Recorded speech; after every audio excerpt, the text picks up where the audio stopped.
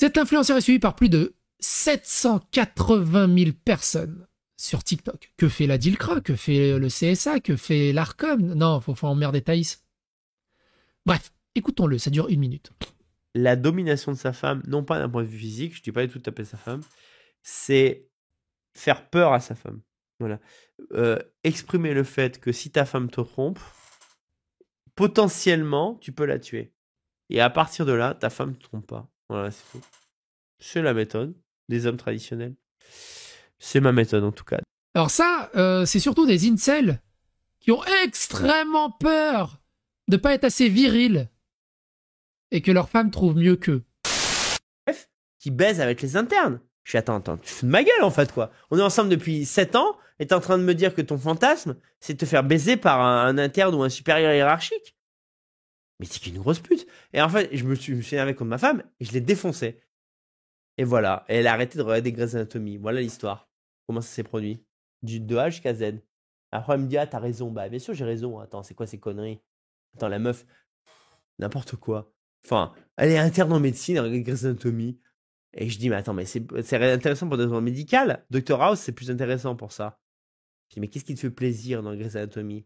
Ah, c'est que machin bidule chouette, il est bac plus 8 et il baise la meuf qui est bac plus 3. Genre comme toi, quoi. Tu te foutrais pas un petit peu de ma gueule? Et à un moment, j'ai pété un câble. Non, mais je te jure, non, mais je vous jure, j'ai pété un câble, je lui ai foutu une grosse baffe dans la gueule, j'ai défoncé.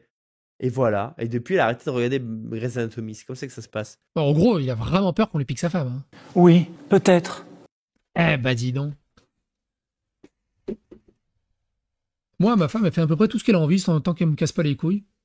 Tu vas me casser les burnes parce que je suis rentré à 22h et pas 23h? Enfin, je t'explique. La hiérarchie.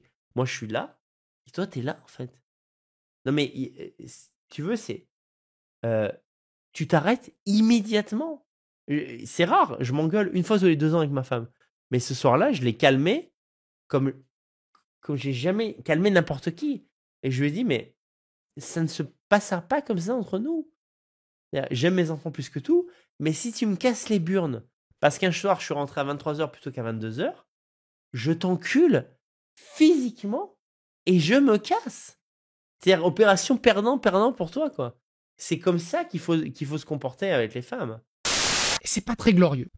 Ça me dérange pas. Les jeunes d'aujourd'hui seraient beaucoup plus progressistes que leurs aînés sur de nombreux sujets de société. Pourtant, plusieurs études indiquent plutôt que des pans de la jeunesse d'aujourd'hui se tournent vers des positions conservatrices et misogynes. Et il est là surtout l'épic Splikov Jean-Claude Van Damme. Tu as des ultra-progressistes woke qui défendent ces gens-là, les oppressés. Ils disent « Ouais, mais c'est culturel, on n'a rien à dire dessus !» Et du coup, défendent ce système-là. Non.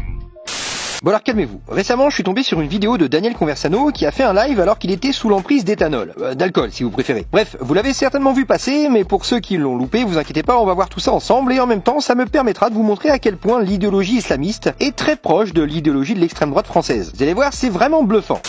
Vous l'avez entendu, on est clairement sur une vision rétrograde et conservateur du couple. Et de la femme en général. Étonnant? Pas vraiment. Mais gardez ça dans un coin de votre tête, on va y revenir, vous inquiétez pas. Cela étant dit, je vais maintenant vous passer un extrait d'un documentaire intitulé Carnet 88, dans lequel on suit Daniel Conversano et ses amis néo-nazis. Bonjour à tous, déjà je tiens à dire que je suis vraiment galvanisé par les drapeaux que je vois au loin là. Commence vraiment à ressembler à quelque chose qui m'évoque les heures les plus claires de notre histoire. Jusque-là, tout va bien. Incroyable, quasiment du nazisme. Sauf qu'à un moment, dans ce documentaire, on y voit un de ses amis, ou en tout cas un de ses proches, qui est musulman, encenser Daniel Conversano et son idéologie. Écoutez, c'est rapide. Déjà, je suis assez proche du milieu nassau depuis longtemps, essentiellement pour des raisons, d'affinité personnelle. C'est-à-dire que j'apprécie beaucoup de gens qui sont dans ce milieu-là, je les apprécie humainement. Alors que dans un milieu de gauchos, etc., j'ai pas du tout cette affinité-là. Parce que j'ai aucune valeur en commun avec eux. Alors que dans le monde nassau, il y a des choses quand même qui résonnent en moi, où je comprends un peu ce qu'ils disent, ce qu'ils veulent, ce à quoi ils aspirent.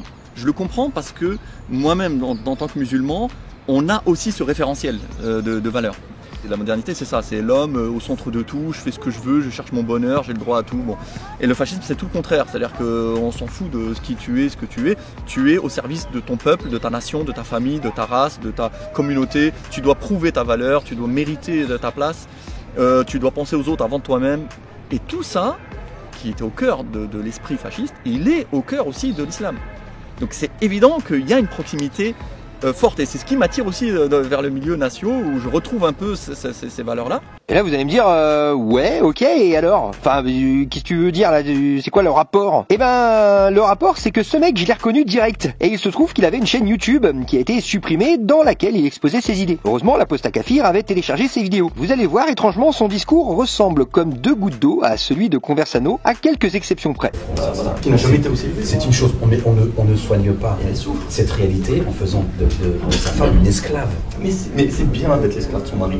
Pour une femme, c'est bien, c'est honorant, honorifique. C'est quelque chose de beau, de noble, qui l'a grandi. Il n'y a rien de mal dans ça. Moi, je trouve que ce qui est dégradant, c'est que l'homme soit obligé de se réchauffer sa pizza surgelée pendant que madame, elle est en train de faire du shopping ou elle est en réunion au boulot. C'est ça qui est dégradant. C'est une dégradation. Bon, déjà, avant de commencer, évidemment, ce sont des gens qui sont totalement méprisables. Leurs propos dépassent, encore une fois, toutes les limites de l'acceptable. Et dans un système musulman, je ne vais pas vous faire un dessin, hein, vous voyez très bien ce qu'il mériterait. Mais bon, malheureusement, pour l'instant, c'est compliqué à appliquer ce genre de choses, malheureusement. Mais en vérité, c'est ce qu'il faudrait leur faire. Le plus beau cadeau que tu peux lui faire, c'est de la maintenir, de l'encadrer à sa place, de lui expliquer quel est son rôle et de veiller à ce qu'elle ne se rebelle pas. Donc tu la protèges contre elle-même. Je dis que toi, tu es en train de dire qu'en tant qu'homme, il faut encadrer la femme parce que la femme, elle est inférieure, elle n'est pas capable de penser par elle-même. Absolument. Non seulement tu l'esclavagises, d'accord, et en plus tu penses qu'elle est stupide. Oui, elle est profondément stupide. Mais la vie de couple, c'est quoi? Ben, c'est d'aller au cinéma, c'est Non, d'aller au mais ça, c'est ce restaurant. que l'Occident t'a vendu.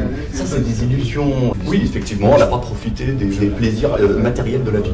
Et alors, on est là pour bouffer au resto, aller au cinéma et acheter des bijoux. C'est ça le bonheur. Ce que je veux souligner ici, c'est que l'extrême droite française et l'extrême droite islamique n'ont pas le même maillot, mais ils ont littéralement la même passion. Ben, beau projet de Mongol, les gars. Beau projet. Non, mais tout ça doit arrêter, là. Ces deux personnes-là vouent un culte à une chimère, une époque fantasmée qui n'existe plus et qui, comme ils se la représentent, n'a jamais existé. Conversano souhaite revenir aux valeurs d'antan, la France d'avant, qui n'est rien de plus qu'un fantasme et qu'on se le dise, était profondément injuste envers, par exemple, les enfants et les femmes. Ça, c'est juste un exemple parmi des dizaines d'autres, hein. Car oui, à cette époque, frapper sa femme ou son fils, c'était un truc tout à fait banal. Ah, la belle époque, hein, ça fait rêver, hein. Eh ben non, justement, hein, le genre d'époque qui ne fait rêver que les adorateurs de Conversano et les islamistes. Bref, vous l'avez vu, ces idéologies ne sont que les deux faces d'une seule et même pièce, qui sont à combattre toutes les deux. Quoi qu'il en soit, n'hésitez pas à vous abonner, liker, clocher, donner votre avis, votre opinion dans les commentaires. Et vous, comment traitez-vous votre femme? Ou si vous n'êtes pas marié, et vous, comment traitez-vous votre future femme? Bon courage.